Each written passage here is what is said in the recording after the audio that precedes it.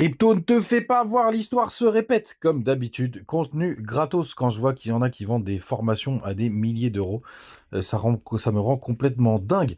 Les gars, ne faites pas ça, sérieusement. Tout est gratos sur Internet. Même si c'est pas moi que vous écoutez, écoutez un autre, vous allez voir, vous allez apprendre plein de choses. Donc payez pas pour ça. Foutez l'argent que vous avez prévu de mettre en formation dans du Bitcoin. Ce sera bien plus efficace. Et donc, ce matin, je vous montrerai une petite métrique au qui est hyper simple. Vous allez voir, et vous allez voir aussi que l'histoire devrait se répéter et que c'est plutôt cool pour nous. C'est parti avec un BTC qui est en dessous des 62 000 $, mais rien de dramatique. On corrige souvent entre samedi soir et dimanche matin, et pourquoi pas après aller récupérer le gap, on va en parler bien évidemment. Ether, lui, il est stable 2400 $. Le reste de la map est assez rouge. C'est assez souvent comme ça là, tous ces derniers dimanches. On attend lui qui perd 4%. Link, il est un peu dans le vert, rien de bien méchant. Puis un petit 1%, pareil, quasiment pour LTC. TAO qui retrace de 6%. Il avait pas mal performé, on lui en veut pas. Pareil pour FET qui perd 5%.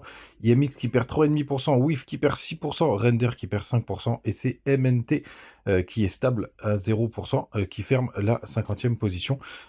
Aujourd'hui, les gars, du côté du daily, du BTC, hier, je vous parlais d'une petite respiration. C'est potentiellement ce qu'on est en train de voir, même si c'est plutôt calme. Attendez, je vais repasser sur mon Ishimoku. Là, ça, c'était l'indicateur d'hier. Hop, il est là. Mon petit nuage Ishimoku. Vous voyez qu'on a potentiellement un support qui est plutôt propre aux alentours des 61 000 $. Est-ce qu'on aura besoin de le chercher? Je ne sais pas. Pour le coup, là, c'est plutôt pas mal. Il faut voir comment cette petite poussée se développe. En tout cas, vous voyez que sur le RSI, on a fait un joli rebond là sur ces petites trendlines qu'on a vues hier. On peut redescendre tranquillement jusqu'à juste là. Pourquoi pas pour faire un plus gros rebond. Et bien évidemment, ce qui va nous intéresser, c'est le weekly parce qu'on va avoir la clôture ce soir. Et donc cette clôture weekly, elle est, pour le coup, on va forcément finir sur une belle bougie rouge. Vous voyez, on a eu 3 belles bougies vertes, hein, c'est normal qu'à un moment donné, on respire. Vous voyez, c'est assez rare, je crois que le record, je crois que c'est 7 bougies vertes. D'ailleurs, on l'avait eu juste là. Donc c'est normal que de temps en temps, on retrace. En tout cas, sur Ishimoku, vous voyez, la lag in span, elle est là, juste là, et elle est bloquée par le cours. Et vous voyez, c'est pour ça hier qu'on a, enfin la semaine dernière aussi, qu'on a eu une belle chute, hein, même si vous voulez, s'il y en a beaucoup qui vont vous allier ça à tout ce qui se passe dans le monde. Et comme je vous disais, c'est un catalyseur qui vient appuyer les directions, mais pas du tout. Enfin, le cours avait besoin de corriger. Mais en tout cas, vous voyez, on est sous grosse résistance. Pour l'instant, on suit le cours. Donc là, ce qui va être important, c'est d'essayer de passer de l'autre côté. Vous voyez d'ailleurs, ça continue d'appuyer. Donc grande méfiance tout de même quand même si je vous montrais quelque chose qui est plutôt une bonne nouvelle. Vous voyez, on a tenu la Kijun, c'est très propre, la Tenkan elle est en train de descendre, et on a aussi le petit nuage allez, qui se situe vers les 160 000 $ grosso modo sur toute cette zone. Donc on va voir bien évidemment ce que ça va donner. Donc aussi la bonne nouvelle, c'est notre contrat, nos contrats CME. Le Chicago Mercantile Auction, on a clôturé à 62 715 $. Donc ça nous fait un joli petit gap pour le coup. Donc ça, c'est plutôt une bonne nouvelle. Il y a à peu près 800 $ de gap. Donc c'est plutôt pas mal. Et on continue sur notre Bitcoin dominance. Qui retrace un petit peu ce matin. On attend enfin ce M-top qu'on a toujours pas, mais en tout cas là vous avez, on a un joli rebond, c'est sur la zone de rechargement de short. Donc là c'est plutôt sain, c'est plutôt pas mal. Mais cette all season, eh ben, elle se fait désirer.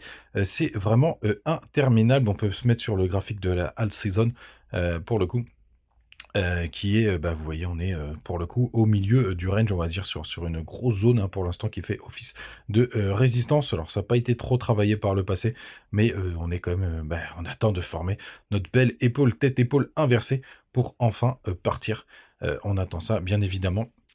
C'est l'Arlésienne, c'est interminable. Les gars, n'hésitez pas à nous rejoindre du côté du Telegram.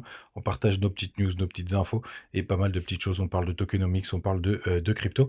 C'est plutôt chouette. Et vous avez aussi les liens du côté de BingX, de Mexer, de Bitmark et de BitGet. Donc n'hésitez pas à en profiter pour ceux qui sont du côté de TikTok. Vous appuyez sur le Linktree juste là et ça vous emmène vers tous les liens avec les bonus. Profitez-en, ça fait vivre la chaîne et c'est plutôt cool. Vous avez aussi le Twitter. Qu'est-ce que je vous ai raconté hier? Rien de très intéressant. Là, il y a juste une série là qui va sortir sur HBO qui devrait nous dévoiler qui est Satoshi Nakamoto. J'en crois pas un mot. Mais sachez-le, ça va sortir. Ce sera quand même intéressant à regarder. La semaine prochaine, qu'est-ce qu'on a? Hop, on est déjà en octobre. Attendez, c'est pas bon ça, septembre.